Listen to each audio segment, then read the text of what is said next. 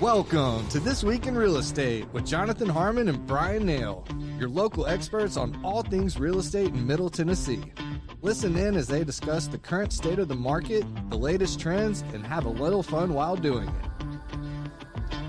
We do want to say the opinions voiced on this podcast are for general information only and not intended to provide specific advice or recommendations for any individuals.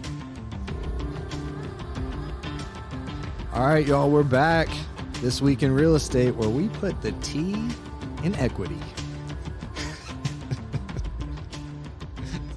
Yeah. Oh, tea. Like gossip? Yeah. Tea like gossip? Yeah. Okay. I've never heard gossip called tea before. Oh, man, you're old. Yeah. You're old. No. Yeah. Spill the tea. No, I've never heard that. I feel old. So, equity. No, I get it, but I didn't know what tea. I was like, Boston Tea Party? Like, I'm drinking coffee, but whatever. You just ruined the joke, Mr. Harmon. Yeah, that's the story of my life. I tell bad jokes and ruin good ones. That's what I do, ladies and gentlemen. Good job. Welcome, Good job, Trent. Welcome back, though. We took a week off last week. Do you feel refreshed? I do. Yeah, I Ready to don't. go. I'm rusty. You know what else feels refreshed? What? Inflation. Segue. Yes. So he's jumping ahead here, but that's all right. We are going to go into headlines here in just a minute. We had a good show last night as well. If you didn't catch it, we're going to talk about that later on today. And we've got some fun images to look at, or at least one. Can't wait for that. Is always a blast. And some other fun stuff. So Bryan is itching over here to share some marginally good news. It's at least not bad news, so that makes it good news, right? Yeah. So let's dive right into the headlines.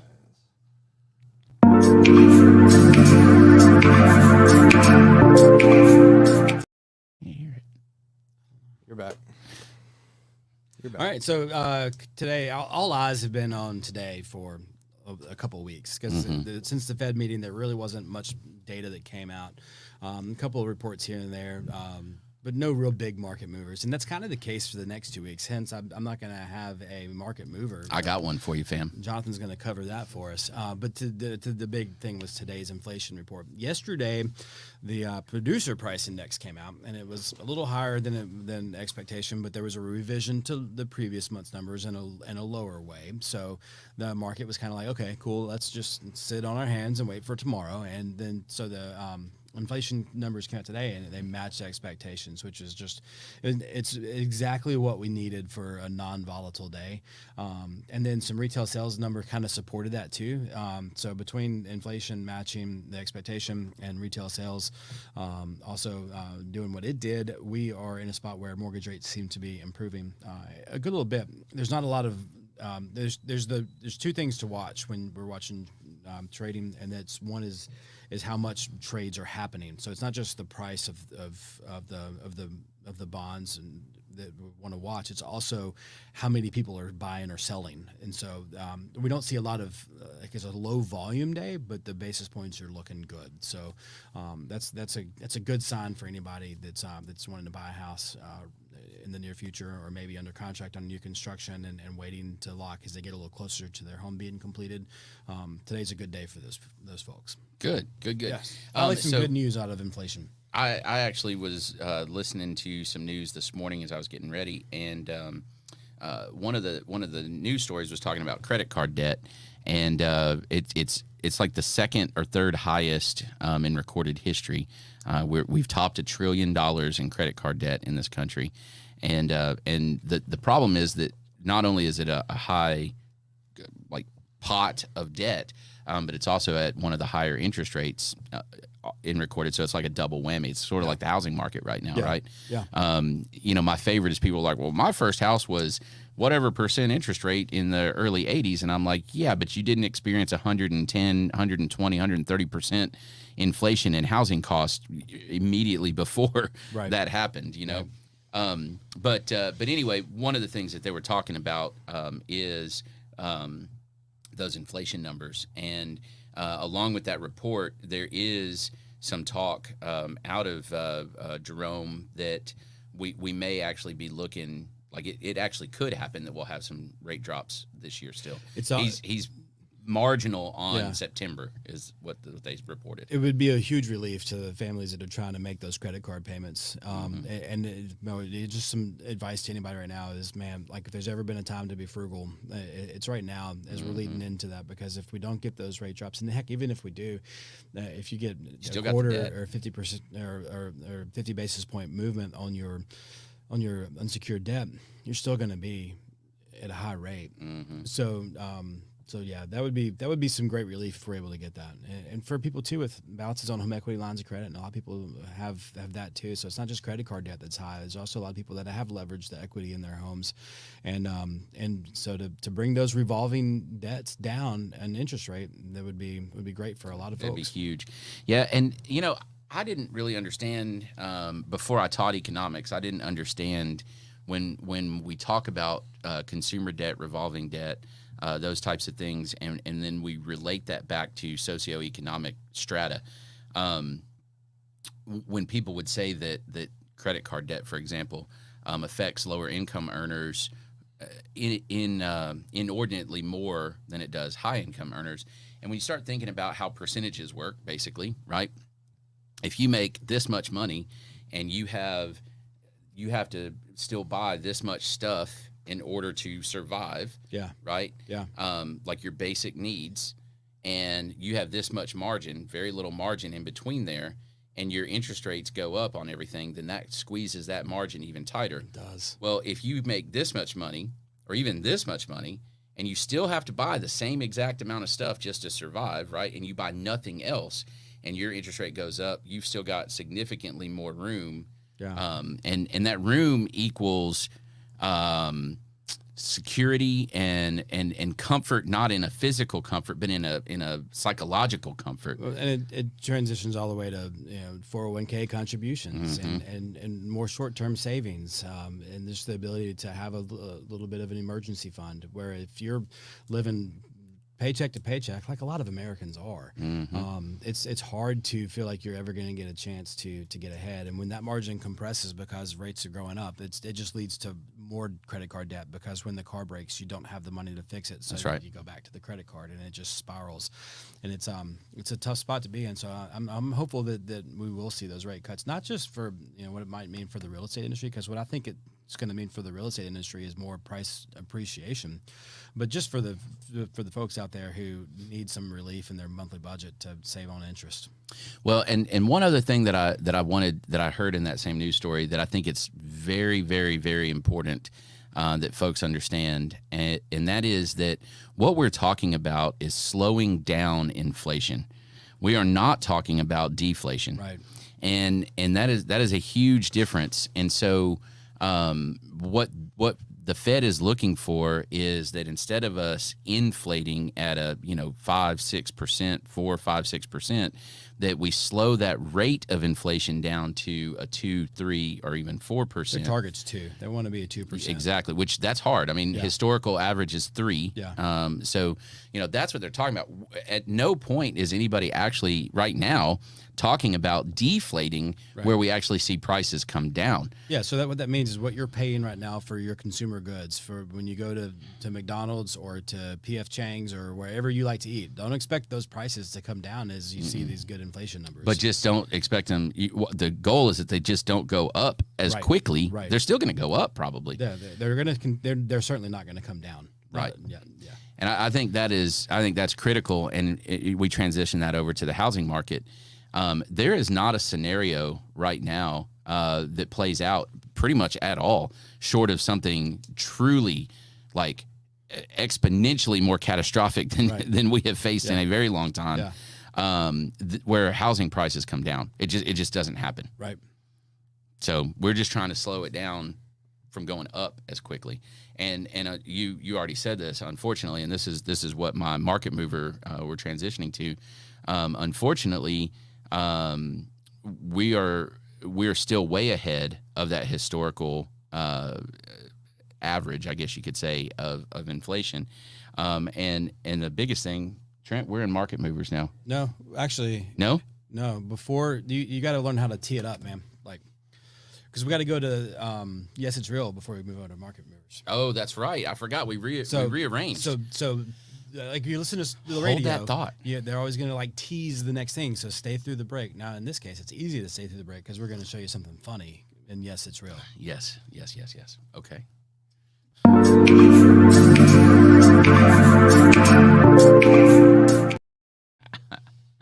I love this guy. Let's see. Where is it? This guy's been doing podcasts for years, and I've been doing them for 2 months, and I'm trying to give tips. You're not wrong though. You're accurate with that.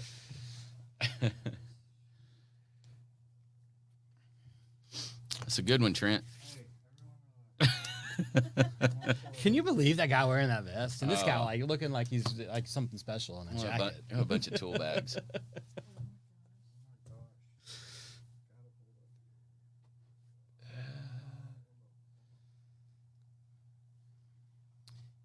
Hey, Brian. Yes, can sir. you name some keys that don't open doors? Key to life. Turkeys. Turkeys. Mhm. Turkey ain't gonna open that door. Donkeys. What is going on? That's a loft. There's a loft up there. Okay, so I have seen the cut down doors before. Yeah. And if you don't know this, those types of doors are hollow. Did you know that? Yeah. Yeah. I've broken them. Yeah.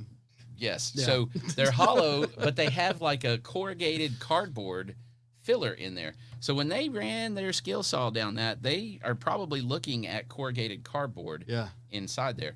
You know what this reminds me of? Alice in Wonderland. No, that's good though. Who is the guy? MC Escher. Dude, yes. This reminds me of MC Escher. Yeah. I like this has got to be, it's a bonus room, right? This is probably over a garage. I wonder why they decided to build that platform there. Is there something that it would make sense is under there? That's the staircase. Look. Yeah, the stairs are right up, there. So that wall has to be there in order for you to have the headroom for the stairs. So many questions. But the stairs, maybe to make See? the ladder. There doesn't have to be anything. Oh, this at the top of the little stairs. There doesn't have to be anything there. The ladder, not so much. The climb, not so much. Like, yeah, I wonder if this is also a staircase. I wondered that too, but I don't think that it is. That's why the ladder's there. We need a like this. Whoever has this listing, please update this with like a 360 tour. Go over by that plug and take a picture that way for me. I feel like that was like an unfinished area that they're like, we got this. Yeah. That's exactly what that is. Because you can see the beams and the rafters and stuff. I like they painted some of the rafters blue, but the ceiling's white, so you get a contrast of colors. Oh, it's lovely. Two different blues going on. Yeah. So here's the fun part is people finish out spaces like this, and they're like, oh, we added square feet. Well, an appraiser is going to demolish this. Yeah. Because you added some square feet, but because of the way you did it, they're not going to count it.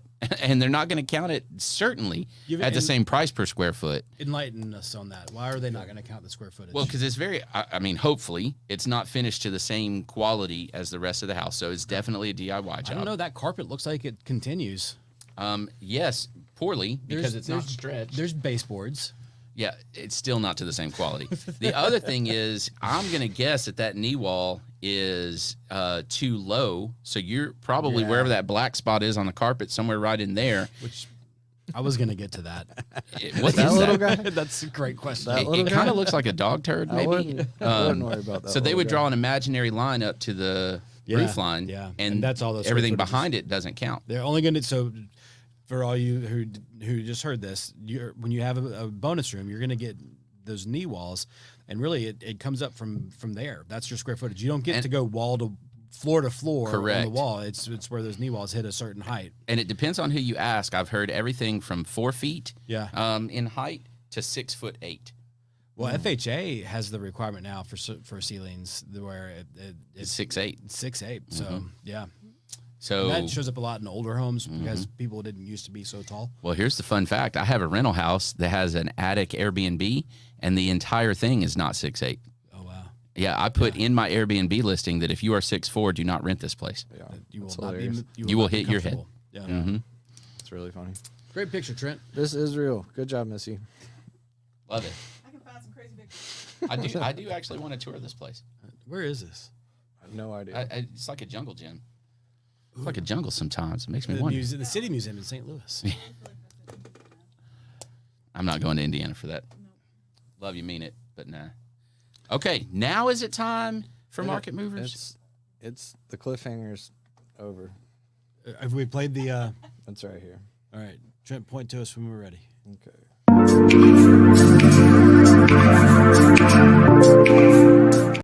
You're back. You're And my back. computer went. For those of you who stayed in through the break, and the break being a discussion of a Yes, It's Real crazy real estate image, Jonathan had left us with a fantastic little tease, and now Yes. he's going to get to that. And so here it is, ladies and gentlemen. Seasonality of the housing market is back. And I say that because for the last, I don't know, 4 or 5 years, the seasonality, it was there, but it was not defined. Okay. And so here's what I mean by that. If your house appreciates 5% in a calendar year, January to December, okay, it is not, let's make the math easy. If it appreciates 12% in a calendar year, it does not appreciate 1% every single month, right? January, it might appreciate 0.3%. And then February, it might appreciate 0.2%, right? And then depending on the season and depending on the year, March, April, somewhere right in there, you see prices start to accelerate. Yep. And so let's say April, you might appreciate 3%. May, you might appreciate 6 or 7%. And then June, appreciate a little more. And then July and August, you may actually see a month-over-month retraction. Yeah. And so we actually lose a little value, but we've gained so much that we pull back a little bit. And then by the end of the year, we're sitting at a net gain. It's just like the stock market or anything else. We're sitting at a net gain of 12%. Right. It's not linear. It is definitely not linear. It's not even. And so historically what this means is that sellers, they're aware of this, even if it's just subconsciously. And so they'll list their house. And a lot of times it chicken or egg, I'm not sure which, right? It kind of follows the school year. Yeah. So we see the most activity as school is getting ready to let out. People want to make the move early summer, be settled in during the summer. And then in August, man, they Start the new schools. start the new school. And August historically is the slowest month in real estate, Yeah. at least in our area. I don't know if that's everywhere, but it's definitely the case here. Even slower than January and February, which you think winter people don't want to move. It's way slower in August. Some of my best months have been December's, and I think the reason of that is because There's a break. There's a break. So if we go ahead and we buy a house in December, we've got 2 weeks around the holidays to We can move. and start the new semester. That's at, right. at the new schools. Happens all the time. There's a little bump in my activity, which makes sense for you, right? Yeah. Mid-November or so. Thanksgiving weekend is typically pretty busy for me. Yeah. And then, December we're closing stuff, and January people are settled and they're ready to go. So anyway, that has not been the case for the last few years because basically people have just bought whenever they could. Right. And we didn't see that trend as much. Well, it is back with a vengeance now. I think it came back some last year, and I bet this year it's really showing up. It is absolutely, and we've seen a couple months of retraction early. January we've seen some, and then our April numbers. So as we start looking, I don't have a month over month, but I have a plotting here, and so what we see is we actually saw a little pullback in March of this year on the growth. Again, that's the key here, right? And we actually did see just a little bit of price drop from February to March, but then March to April, it went bonkers. We went up about 9%, almost 9%. Wow. In 1 month as far as your average sales price. So when you say average sales price, what that means is that that there's houses at a higher price point that are selling. It doesn't necessarily mean that everybody went up at that same point. It just means that there's more expensive houses that are moving. Yes, but no at the same time, because the number of houses didn't necessarily go up very much. The activity levels, the number of units didn't go up a lot. It certainly didn't go up 9%. So that means that literally everything had to have slid up just a little or a lot in some cases. Nice. Well, Yeah. That's So wild. moral of the story is Guess what else happened around that time? Rates dropped. Interest rates started to come down a little bit. So Just what a have we little. been telling people for a year now? Don't freaking wait. Because when rates come down, what's going to happen? Yep, and we're seeing it. It's happening In real time. In real time, right now, as we're talking, right? Yeah. So and you gave us some good news, which means that guess what, the market's going to react, Right. And everybody that sits in your seat is going to be saying it's time to lock. You better let's get it going. Well, and who really stands to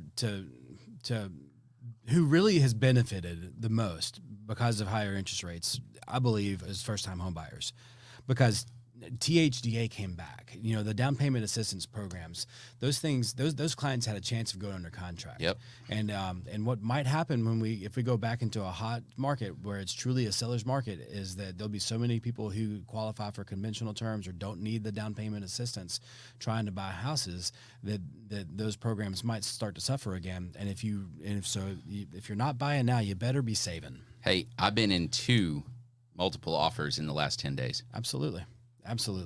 Does not surprise me. I did. I hear that a lot. I think I was in 2 all of last year. Yeah. So it's.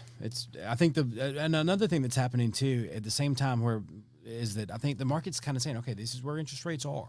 Yep. There's not going to be some glorious return to the low 5s. We've been anytime here for soon. a while, and we're probably going to be here for a while.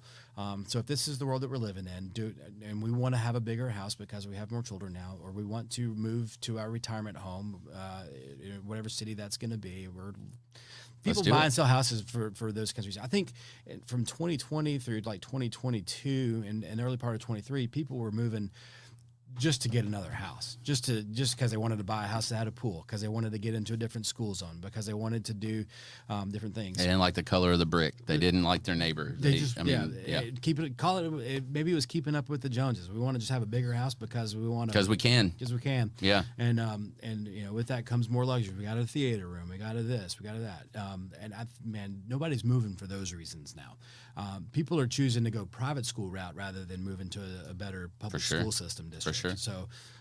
So you're not seeing that. And I don't think that's going to come back. I think, but what will happen is that those people who need to make a move are going to be more willing to do so than those. And right now, for the last year and a half, they've just kind of been like, we can live with this for a little longer. Yep. And we're seeing the same thing on pricing. There's just been a lot of hesitation, and that's what's really defined our market more than anything else. Rates are a little higher than we're comfortable with. Prices are higher. So, what if we just kind of stay put for a minute and let's see what happens? See if those prices come down. See if the rates come down. Yep. And they haven't. So, which we've been telling you that, but at the same time, sometimes we got to see it too. You got to see it to believe it, right? That's it. Yeah. Okay. Let's go. Some shiny penny.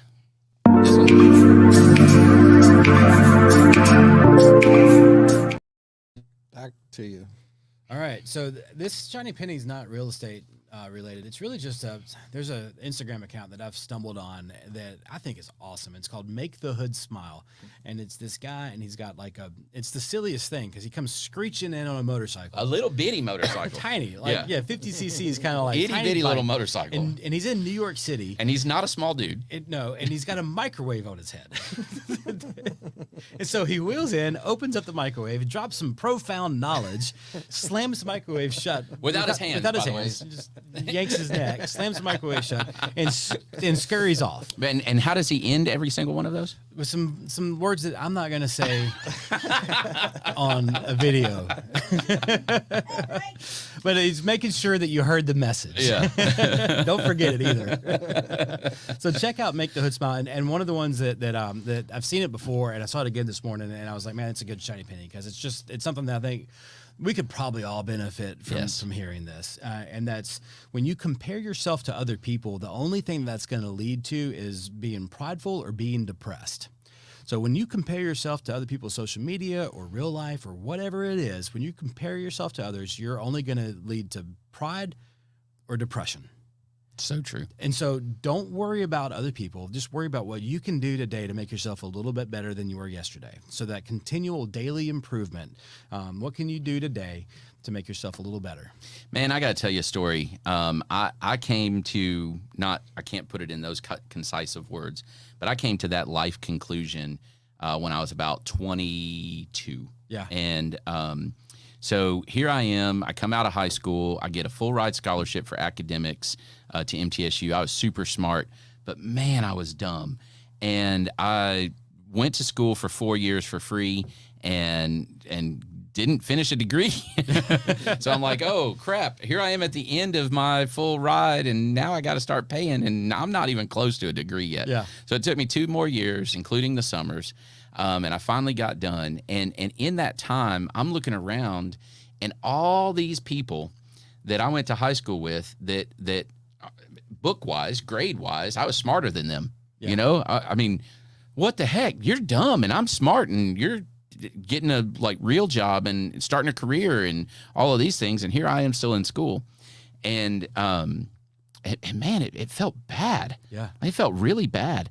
And I had a little bout with depression during that time. And I finally got to the conclusion that it really isn't a race. And we all have the way that we go. And as I reflect back on that now, like that was a great time for me. Like I got to do a cool internship. Things fell into place. It took me a little bit longer. I've got a fun self-deprecating story now to tell. I got to deliver pizzas. I mean, I got to do all kinds of stuff, work in a warehouse that I now have these experiences that it makes it easier for me to relate to even more people than I already can. Yeah. And that race, even though mine took some detours, you know, and did this instead of a straight line, it's what makes me me. It is. And so don't compare yourself. Don't think that you're behind. Yeah. That was my thing. Oh, I'm so far behind. Everybody else is, you know, and you're not behind. You're just on a different path. You're just on your path. And I think that's the most important. Once you get to that part where you realize that, because I'll catch myself doing it. Like I will tell you right now, I still do this. Yeah. And I needed that reminder to stop. Like, hey, seriously, what did you do yesterday? What are you going to do today to make yourself a little better? That's it. If there's anybody you're going to compare yourself to, it's the past version of yourself. You yesterday. And where That's you right. want to go. Now, don't beat yourself up over that, you know, because, hey, some days you're going to have a bad day. And maybe yesterday you weren't as good as you were 2 days before. But the objective here is to keep moving forward. I love it. It's good stuff, man. All right. Pro tip.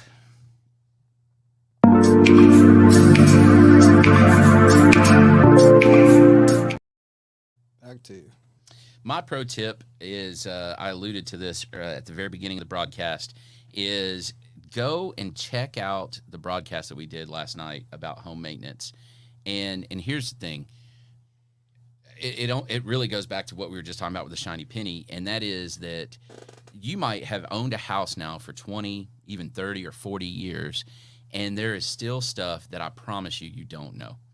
And when faced with that, oftentimes I feel like an idiot for having to ask this question, whatever this question happens to be. Well, here's the thing. We hit that head on, and we talked about some stuff that some very simple things that will help you protect your biggest asset, which is your home. And we hopefully addressed a lot of things that people don't do. And the guys that were sitting on the table with me, they know you don't do it because they're the ones that come in and fix it. Okay. Yeah. And they're the simplest things that people don't do. And so rather than feel dumb about it, go watch the video, call those guys, call me, whatever, get the brochure. Missy put together a really awesome brochure checklist type thing. It's also online on our QR code. So if you need that QR code, let me know and we'll send that out to you. But go check it out and learn a little bit, plan a little bit on how you're going to protect your biggest asset a little bit better. I've got a question for you. Mm-hmm. We've owned our home for 11 years, and I think a lot of times we think the only time you need a home inspection is when you're selling your house, so you can maybe find out what you need to fix. Sure. But hey, man, we've owned our house for 11 years. We have no intentions of moving or selling the house anytime soon. Should we get a home inspection to find out something that maybe we don't know that's going on in our home that could be prevented? It's not a bad idea. And so here's my question to you. When was the last time you were in your crawl space? Last year. Oh, well, That's better than most. Yeah. Right? Most is like, what's a crawl space? I don't go there. Yeah. There's spiders. Aren't there snakes in there and spiders? Yeah. No, it's not a bad idea. And Jim Edwards is my guy. I don't mind throwing him out there. He is awesome. He's thorough. He's not an alarmist. He is here's what's going on. Very objective kind of guy. We had a home maintenance guy on here, a handyman type fella, and he Mike Donovan. I couldn't think of his last name in the moment there. So Jim can come in and find everything and get you a list. You can take that list and hand it to Mike. Inevitably, there's going to be something about pests on there, so you can hand that to the other Jim. So we had Jim, and Mike, and all of a sudden in a week, your house is tip-top condition. I mean, you tune up your car, right. So why would you not tune up the place that you live? Yeah, I think that's great. Great pro tip. That's all I got. Let's close this out, Trent. You got anything else going on? Just more of the same. Pushing the 1200 Club. Do want to thank Phillip Byard for his continued support. He had some stuff come up, but he was supposed to be on the thing last night. Hoping to get him in here sooner than later. Music City Hardscapes and Music City Pawn Pros. Be sure to check him out there. And that's pretty much all we got. I'm gonna throw one thing out there. We're starting to push, and man, it's gonna be awesome if you have a business. We got room for one more big sponsor for the International Folk Fest that's happening here at Cedar Glade Brews. It's less than a month away, June the 7th. It's going to be a party, man, and it's going to be fun. And bring the kids. They're going to get to see stuff that they don't get to see otherwise. We've got dance and music troops from England, Mexico, and Czech Republic that are going to be here. And the Cripple Creek Cloggers. I was getting there. So our very own Cripple Creek Cloggers. So you've got 3 international troops, 1 folk troop from right here in Murfreesboro. And they're going to be dancing and singing and playing music. We've got a beer made. Actually, right now, Robert is making the ESB for the English group today, as we sit here right now. I know some people very happy about that. I am very happy about that. The Czech Pilsner is already almost done, and so is the dark Mexican lager. Which we're pretty excited about. I've got the labels finished. I'm fixing to order them. It's gonna be awesome. So you should definitely make plans to be here June 7th.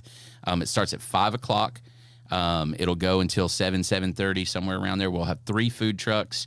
Van Gogh luxury portable toilets is bringing their toilet trailer. Shout out to them for donating that for the event. And then our friend Emerson Williams, State Farm, out of Smyrna. Emerson, if y'all haven't met, we need to have Emerson on here. He should definitely be on. Put that down. So Emerson is just an awesome dude, and the way that he's built his office is incredible. He's a sponsor for that event, and anyway, so we're very thankful for them. We need one more really good one, good sponsor to make that work. It's gonna be a blast, man. It's gonna be a party. Can't wait. So. That's it. That's my big announcement. I love it. Well, on that one, we're outie. Don't forget I got it. Disclaimer. Yeah, they said $1 trillion. Thank you for listening to another episode of This Week in Real Estate with Jonathan Harmon and Bryan Nale, your go-to resource for all things real estate in Middle Tennessee. Be sure to like, share, follow, subscribe, and leave us a 5-star review. We will see y'all on the next one. Now for the nitty-gritty. Primis Mortgage Company is a subsidiary of Primis Bank, a member FDIC. Primis Mortgage NMLS number 1894879, BK number 1042893, ML number 1894879. As always, all loans are subject to credit approval and product guidelines. Equal housing lender.